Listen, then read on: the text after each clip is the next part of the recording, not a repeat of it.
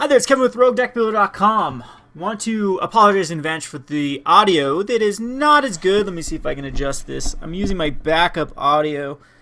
It's called a Blue Snowball. I do not recommend it if you're looking to get into audio equipment. What I use right now is the Blue Icicle connected to a Shure microphone, which is so much better. But I dropped it today, and it snapped in half, which was no good. So there's $50 down the drain. So again, we got a replacement ordered. Should be here in a couple days, and we'll be back to better audio. But I thought I'd do another spoiler video. I have not seen too much of the spoilers. I've browsed over them. I know that there is Gideon that a lot of people are talking about, and I wanted to briefly talk about Gideon and kind of put a little cooling on the hype of Gideon, because I don't like Gideon nearly as much as everyone else does. I think that Gideon is very, very vulnerable to a particular removal spell. I guess we'll just jump right in it. I don't know if I'm going to have much of a market aspect to this rather than just talk about the spoilers, but a lot of you like my insight on the spoilers, especially as it occurs to more of the rogue brewing. And I'm really loving this set because one of my favorite cards out of Innistrad, or Shadows or Innistrad, what was that, of Shadows or Eldritch Moon? Odric, gets really, really good with the Indestructible from the gods. So I'm really waiting, crossing my fingers and waiting for the white or the black god. I played a toolbox deck for Gathering Magic this week for the Rogue's Alley with Odric Toolbox, just to see where we were at. And Odric is really, really fun right now with Walking Ballista and Death Touch. So either Eiley or Gifted Aetherborn. So go check that out. It should be out either Thursday or Friday for the Gathering Magic series. Anyway, let's just move on to the spoilers. Speaking of Indestructible, Gideon does gain Indestructible. So it's a 3 mana for a 3-cost Gideon. Does not put out tokens, which is a nice change for Gideon. And it is just a 3 loyalty. Now, if any of you played during Jace, you can't do 3 damage. You can't Fire Temper this in response to the activation. The activation automatically goes up to 4, so keep that in mind with Gideon. It's going to be, you can respond to the activation ability, you can't respond to the activation loyalty. Like, the loyalty will tick up as part of the cost. So that is a plus to Gideon, that it will survive any 3 damage spell. However, the 4/4 is very susceptible to Grasp of Darkness. So as long as Grasp of Darkness is in the format, I think Gideon is going to be a lot worse than it will be after Grasp is out. Does definitely not succumb to Fatal Push, which is nice. Stasis Snare is also still in the mix, but Stasis Snare got the old Gideon just fine. The old Gideon did have the 3 modes that were extremely relevant. This Gideon has a lot less modes that are relevant. It has sort of like a Liliana type ability with the +1. Until your next turn, prevent all damage target permanent would deal. Very, very similar to the Liliana +1. The difference, though, is Gideon by itself can't win the game as good as Liliana could just by continually ticking up. You get an emblem as long as you control Gideon, Planeswalker, you can't lose the game. That's fine, and in fact, I can see some people going Gideon into Gideon, but it's to me, this seems a lot more narrow. It doesn't fit in aggro, mid-range, and control like the old Gideon does. I think this one sort of goes in maybe some mid-range decks, but where it's going to be the best, control 2 as a finisher, I guess, because it does have that limit. It just seems very awkward to me where this exactly wants to find a home. Heartocron is great with it. So Heartocron and this Gideon are lovers for sure, because this is going to allow him to prevent all damage target permanent would deal and still attack with a 4/4 and still remain at 3 loyalty. So, and then the next turn you'll be able to activate Gideon and then go down to 2 loyalty and swing him with 2 4/4s, which is going to be, and it curves perfectly with the Heartocron. So do we need to see another banning? Possibly. With Heartocron, I doubt it though. Heartocron is no Smuggler's Copter. I still don't think it's nearly as good. But this, as long as the other Gideon stays in, I think that it's going to have the nod over this one. The only real place that I see this seeing play is going to be either white-black vehicles or Mardu vehicles. Really trying to utilize the Heartocron. So it's going to be expensive right out the gate. This is a set number 1 though. Usually these are open like crazy. My next week's Financial is probably be talking about Oath of the Gatewatch and Eldritch Moon in particular. Both of those, the estimated value of those sets are extremely low right now, and boxes are extremely low for both of those. Yet the modern playability out of the cards out of Eldritch Moon and Oath of the Gatewatch are much better than their counterparts, and there's less supply out there. So when you're analyzing the value, the potential value of cards going forward, if they're in a second set, they have a lot more potential than a first set. So keep that in mind with this Gideon. I don't think that it's going to surpass the old Gideon. So now we have the other card that a lot of people are talking about, which is the Blue God, which I need to pull it up here. And this is Kefnet the Careful. It is flying indestructible 5/5, which is extremely relevant as it does dodge the Grasp of Darkness. And people love this card. It is, once again, last time around they made the most aggressive God blue, and it looks like they're doing that again. As it is the most so far it's one less than the Red God, which is the same with Thassa versus Perforos.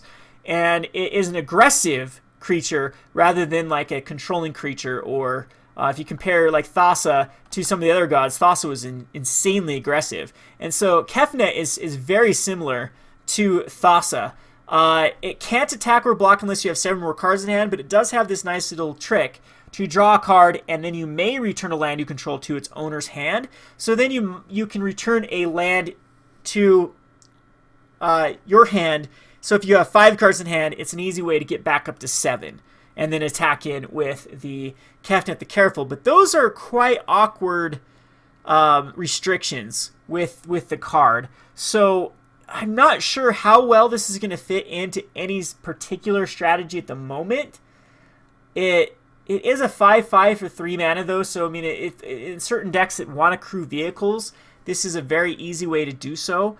And it does, in the right control-based deck, this could easily be a finisher you put out early and then can continue to finish the game. But usually blue tempo decks can keep around 7 cards, but blue aggro decks unload their hands. Think about Merfolk in the past, or some of the other blue aggro decks in the recent past that have been a thing, like even Mono Blue Devotion, and if you even go back further, the Elementals deck, the Illusions deck, with the blue aggro, same thing. Blue dumps hand and then keeps a few key cards to kind of tempo out. This one is awkward because it does need that 7 cards in hand, but it's definitely a fine card, especially for the flying indestructible, being able to block opposing Heart of Khorans and keeping your value up above 7 cards. I mean, the draw a card for 4 mana in limited is amazing. If you ever played Azure Mage, which is 2 less or 1 less, I can't remember if Azure Mage is 3 or if it's 2 to draw a card. It's a very solid ability. So I think this is exactly what blue control wants, and still have kind of that tempo aggro card. We've seen these in the past in these similar type strategies. Think of like Geist of St. Traff. So Geist would be a 3-drop that you establish, and that's all you need in the control shell, because then you're attacking for 6 damage each turn. It protects itself with Indestructible. Geist protects itself with Hexproof. So got to give it to you. I think this is going to be a played card if we can ever get a blue control deck, or just blue to ever be a popular color. But I mean, between this and the Gearhulk, that's some pretty easy ways to turn the tide. Speaking of Gearhulk, with Treasure Gearhulk, that's another way you can easily fill back up your hand with Glimmer, like on a specific turn. Or there might be another instant spell that you can actually draw more than 2 cards and then get it back up to where then you can attack, or end a turn do that, block 2 things, then on the backswing, swinging for lethal. That is definitely something that could happen. Alright, so let's go back to the spoilers. We have the Scarab Feast, exile up to 3 target cards from a single graveyard. Woo! We finally get some graveyard hate in the format. Scarab Feast is going to give us an answer versus Scrapheap Scrounger. Hate that damn card when you're trying to play control versus it, and we have no way. It also is going to help us versus Delirium. Is this enough to make it so Emrakul becomes unbanned? Probably not. But it's definitely decent to shut down. There really isn't a Delirium strategy at the moment, but it's Scrapheap Scrounger is the main target. It can also get rid of, yeah, what else wants stuff in the graveyard, recurs back from the graveyard, which is going to be a lot of cards in this set. So they practically at least gave us an answer for the set. And if you don't need it, you can always cycle it away. It is a cycling of just black, which is actually very relevant because there's a lot of cards that actually deal with cycling. in this set. So it's basically 1 mana, draw a card, and trigger off the cycling trigger. Excuse me. Now we have the Hazard the Fervent, which is indestructible haste. Hazard the Fervent can't attack or block unless you have 1 or fewer. Let's go to the newest spoilers here. I think I'm out of order here. Did I talk about this one before? Now I'm like off of where. Here we go. Here we go. Let's go with the Combat Celebrant. So the Combat Celebrant hasn't been exerted this turn. You may exert it as it attacks. When you do, untap all other creatures you control, and after this phase, there's an additional combat phase. It is a 4/1 for 3 mana, very vulnerable to a ton of removal spells, but there really isn't a lot of removal at the moment that there is Shock, so it could make Shock relevant again. It doesn't have haste either, but there could be easily... Speaking of Odric, here is a card that Odric absolutely wants, because you could give it haste, for example. Its crewing is quite good at a 4/1. But yeah, it definitely does want to attack, and then it definitely does want to get indestructible too, so you can get another additional attack phase. I guess not with him. This one doesn't care, right? Yeah, it doesn't care. So Mythic, this is an awkward card though. It needs to be in the perfect shell, but I could definitely see this being a excuse me, a powerhouse in the format in the right shell. All right, on to Painful Lessons. Painful Lessons is a 3 mana. Target player draws 2 cards and loses 2 life. This is a weaker Read the Bones, other than you can target a player. But womp womp. Read the Bones is just superior to this in every way. I think this needed to be instant speed. We already have one in standard that's instant speed for double black. But this is great in limited. So the Cartouch of Knowledge. We have 2 mana for when it enters the battlefield, draw a card, and standard creature has +1/+1 flying. These actually do work. There's things that trigger off of these. This is actually a really, really powerful card because we've seen these in the past. You draw a card, +1/+1 flying. This is perfect on a hexproof card. Does it fit in standard at the moment? Maybe not. Does this fit in Pauper? My god, yes. Does this fit possibly to make Invisible Stalker a thing in a Bogles type strategy in Modern, and just go instead of go green white, maybe go blue white, because the Slippery Bogle can be cast for blue, and then Invisible Stalker can also be cast, and then most of the enchantments you actually do want are in white, and then it does give some pretty cool, it gives like Geist of St. Traft, and this is perfect for Geist as well, as it gives it a little bit of a unblockable feel to it.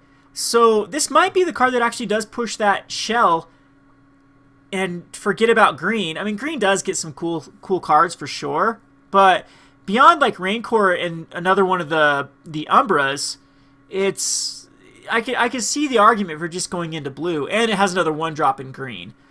3 colors is not tough whatsoever in Modern either, especially with the Fastland, the green-blue Fastland. It's perfectly viable. So possibly we could see a blue being relevant in a Bogles type strategy. Right now, I just don't quite see it happening in standard. But if we have an Enchantment Matters type shell, I'd love this for, of course, Frontier. Frontier Enchantment Matters is so close to being relevant. But it definitely cool card. Cool card for Pauper. Really, really good card for the limited. And looking forward to brewing on this card. Absolutely, it's definitely a 10 out of 10 card, in my opinion. Perfectly designed for what we need right now. So let's go to Trial of Strength. 3 mana. When Trial of Strength enters the battlefield, create a 4/2 green beast token.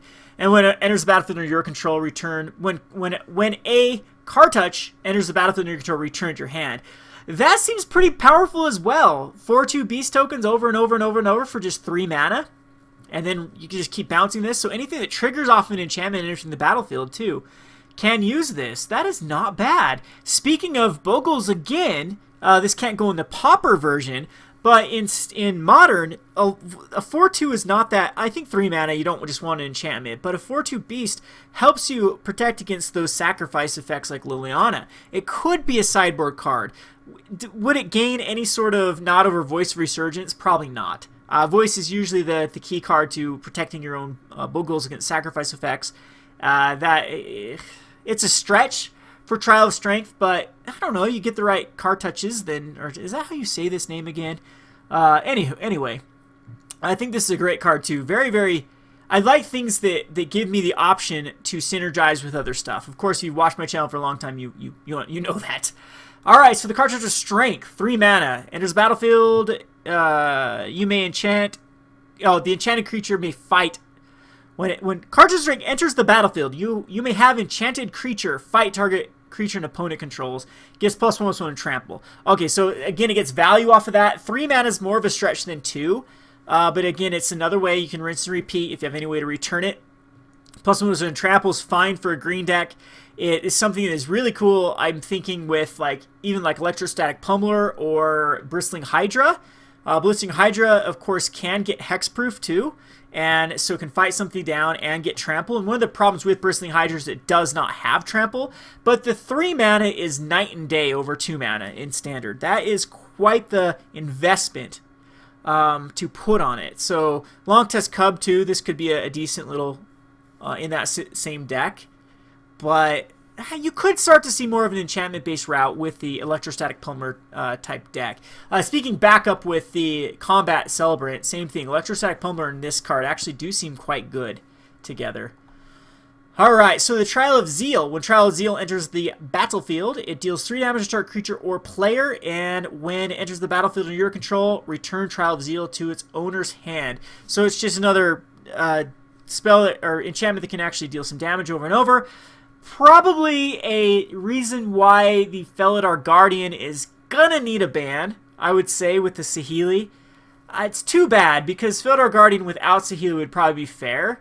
But with all of these trials, wow, that really, really, really, really kind of busts the Felidar.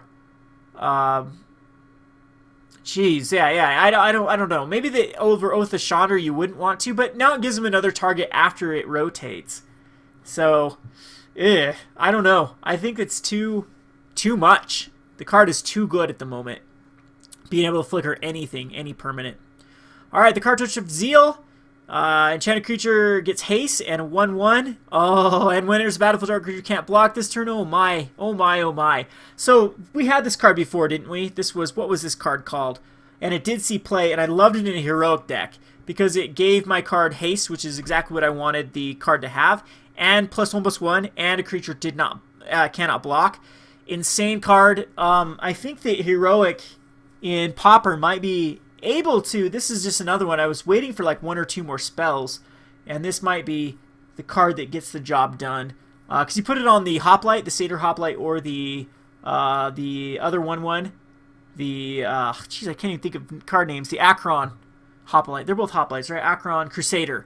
And then it gets value off of this, and then something can't block, and you get a 1/1 or a +1/1 counter left behind, plus your card is bigger. So I really like this card. It's going to be a card that this set seems very, very brew-worthy. I'm loving it so far for that aspect of it. Nothing is just stands out as this clear, like it's the opposite of Kaladesh. Kaladesh just had cards, Toolcraft Exemplar, Scrappy Scrounger. This came unlicensed disintegration. You see those like, oh my god, those cards are good by themselves, they're going to see play. This set's going to take a little more work to make things actually synergize. Trial of Ambition. When enters the battlefield, target opponent sacks a creature, and then you can return it to its hand whenever. Oh, gee. That's good. That's really good. Again, Felidar Guardian's got it, or Felidar, it's called Felidar Guardian, right? That's the stupid 1/4. It's gotta go. Trial of Ambition with Felidar Guardian. With black now? Yeah. Yeah. I don't know if we can allow that to happen. Another sweet card. Love it. Absolutely love the card. The Cartouche of Ambition. You get lifelink +1/+1 and a -1/+1 counter on target creature. Sure. Can kill off an early Toolcraft Exemplar, for example. Give your 2-drop lifelink. What would want lifelink that's a 2-drop? Maybe like a Scrappy Scrounger or a. Yeah. Yeah, brings it to a 4/3 Scrappy Scrounger. What other 2-drops? I mean, even putting this on your own Toolcraft Exemplar is quite good. But anything with Death Touch, or no, Death Touch doesn't want lifelink. I was thinking it wants First Strike. But even putting a lifelink on something else is perfectly acceptable. In limited, you're going to want this. You're going to pick this up highly, especially if you start seeing a lot of 1-drops or 1, 2, 3 drops that have 1 toughness. These cards are super good in formats like that. The Trial of Solidarity. When it enters the battlefield, creatures you control get +2/+1 and vigilance until a turn, and then you can bounce it back. This is probably the one I like the least, but I mean, usually 3 mana is where you want it to be. I like instances to give this ability, but in a tokens-based strategy, and we still do have some really good tokens left over from both Eldritch Moon and the Kaladesh. So you have the 3 mana guy that it puts in 2 servos, and you also have the other one, the 5 mana that puts in 2 servos and all creatures get +1/+1. Or it gives itself +1/+1 counters. So the Trial of Solidarity could work with that, but it's a bit of a stretch because these usually aren't as good as like an instant speed. Or at that point, why don't you just play Gideon and give the emblem forever and that sort of thing. So it competes with a lot of slots where you'd want this card to actually see in those decks. But I'll probably try another black-white token strategy. This set does have answers to black-white tokens though, so keep that in mind. There's the guy that comes in and just puts -1/+1 counter on all creatures. So, all right, Watchers of the Dead. Exile Watchers of the Dead. Each opponent chooses 2 cards into their graveyard and exiles the rest. So another graveyard-based strategy, but this one's awful because it doesn't really get rid of prized amalgams, or like you choose 2 you want and get rid of the rest. Okay, I mean it helps with Delirium, but you still have a Scrappy Scrounger for Artifact Creature. Yeah, not a fan of this card. I think it should just exile the damn graveyard. Why choose 2? Just give us another exile for 2 mana. It costs an entire 2 mana. I don't know. And this would help in Frontier too, because we still need another Tormod's Crypt type card. All right, so the Floodwaters return 2 target creatures to their owner's hands. I don't think I talked about April 4th cards either, so we'll go through these ones. Has Cycling. It's a good filler card. We talked about this guy. Flash cast out. Flash enters battlefield, exile target non-land permanent opponent controls until it leaves the battlefield, and has Cycling, so a little worse. Well, it's a little bit better and a little bit worse Stasis Snare because it's 4 mana. It could definitely see play though. It does answer everything. Drake Haven. Whenever you cycle or discard a card, you may pay 1 if you do create a 2/2 blue Drake token. I am so in love with this card. Absolutely love this. Makes all of your cycling cards become 2/2 Drakes. They don't come to play tapped. They are flying. You can just you draw a card whenever you cycle a card. You discard lots of cards. Does it trigger if you discard multiple cards in one activation? Like one thing is discarding 2 cards. Does it actually work? I'm not sure, because drawing does. When you draw cards, you trigger for each draw, but there are certain times when these don't, when they only happen once. But it doesn't say 1 or more. So whenever you cycle or discard a card, you may pay 1. So yeah, this can get out of hand very quickly. Another removal spell in a like blue-white control shell, or not removal, tempo or finisher in a blue-white control type shell that I could definitely see as a viable option. Yeah, all your cycling cards basically become, if they're 1 mana cycling cards like this cast out, they become 3 mana 2/2 draw a card. They become Rogue Refiners in a way. So pretty cool. Temet, Vizier of Naktamun. I probably murdered that. 2 mana for 2/2. Beginning your combat on your turn, target creature token gets +1/+1. It can't be blocked. Sure, that's fine. And Embalm 5, that's a little bit steep. This is pretty bulky for a rare. Not a fan.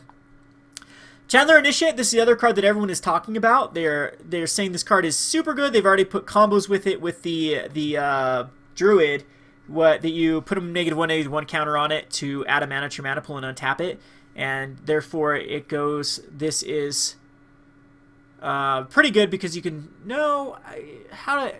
Do you put it on a creature you control or just on it? I can't remember what the combo is with it, but people have already made like an infinite mana combo with the Chandler Initiate. If anyone wants to link it in the description below, you can go check that out.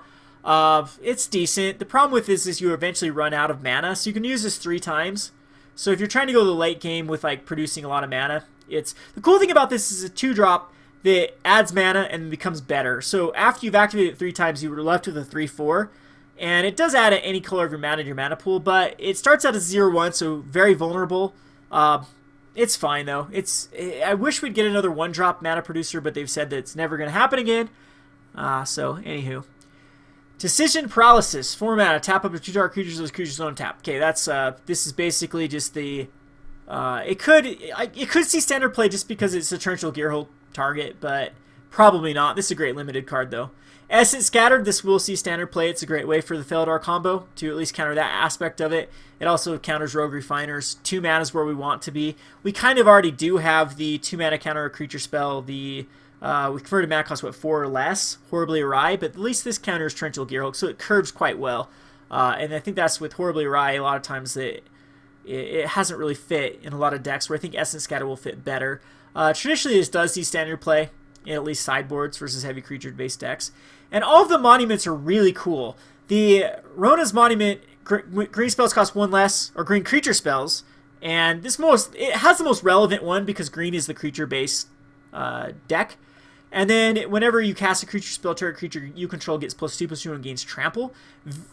That part I don't like as much, but it's a great little tempo. So you cast on turn 3, you make your 5-drop cost 1 less, cast your 5-drop on turn 4, or you cast your 2-drop for 1, and think about the Revolt card that adds 2 mana to your mana pool. I mean, there might be a way to really chain that off and net up mana, and then the one creature gets +2/+2 and trample until end of turn. I don't know if this would go. I'm having a hard time seeing a home for this at the moment, but it is.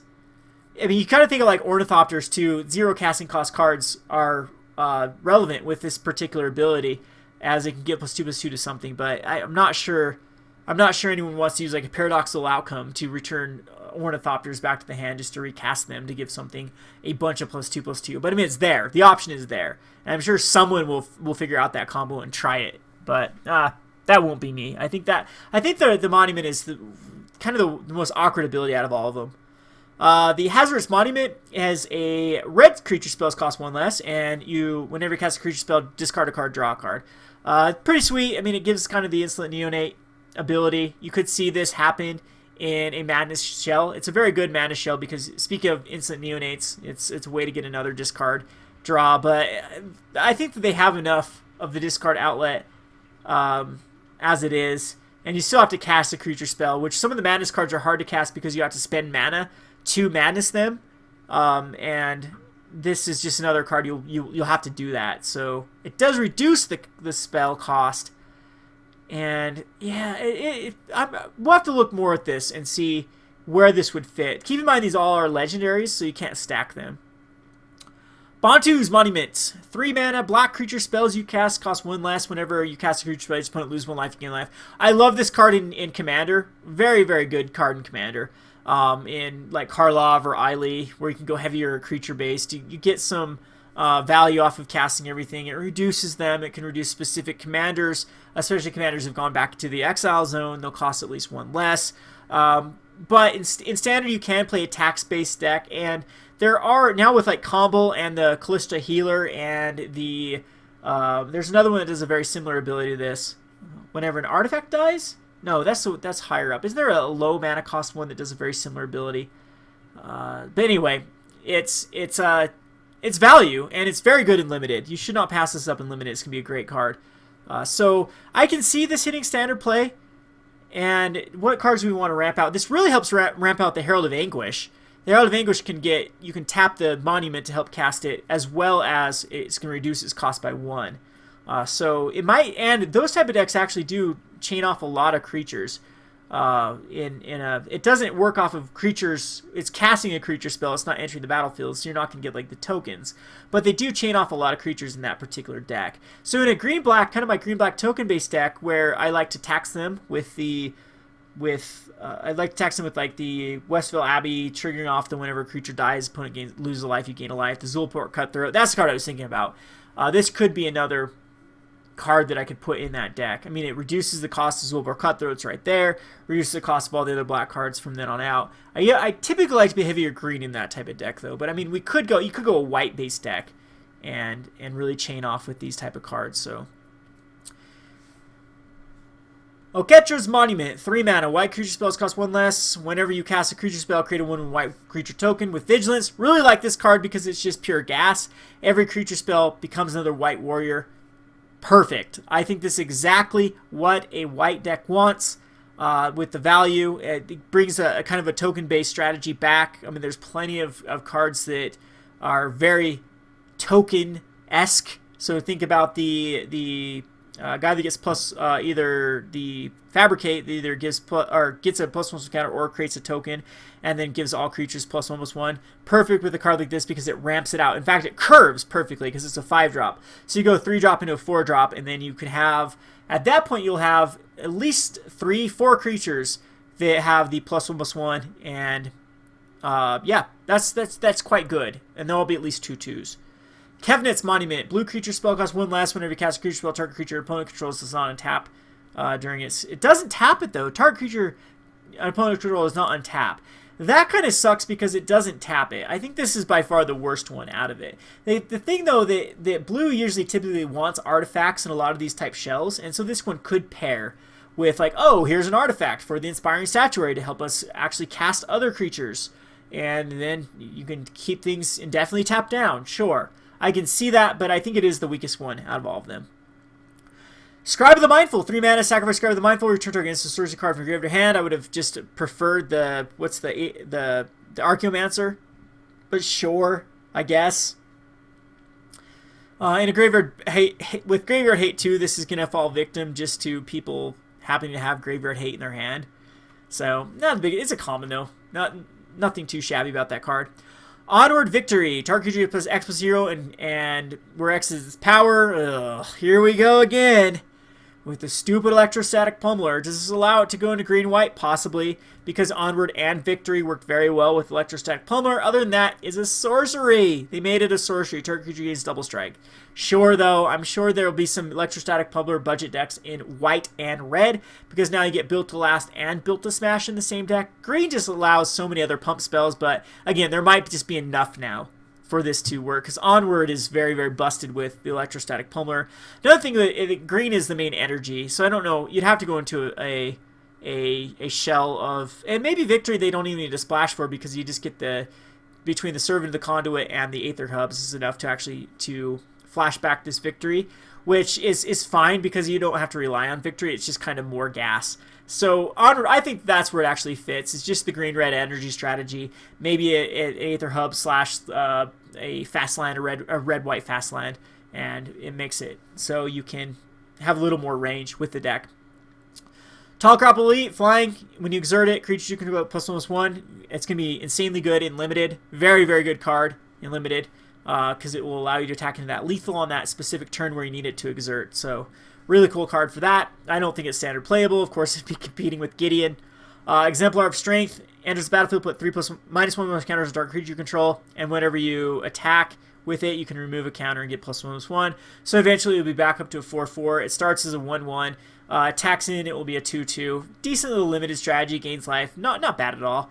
Splendid Agony, distribute 2 counters among 1 or 2 target creatures. That's fine. It's a great removal spell. This is a card that's actually very good against the old school Marty vehicles with like the Toolcraft Exemplars and the weapon or the Scryer, the 3/1 Scryer.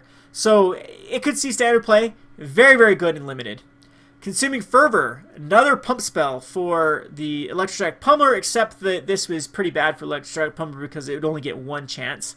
Enchanted creature gets +3/+3. No, it doesn't. No, it doesn't. It gets a -1 with counter. So, never mind. This is actually pretty good for Electrostatic Pummeler or cards like it.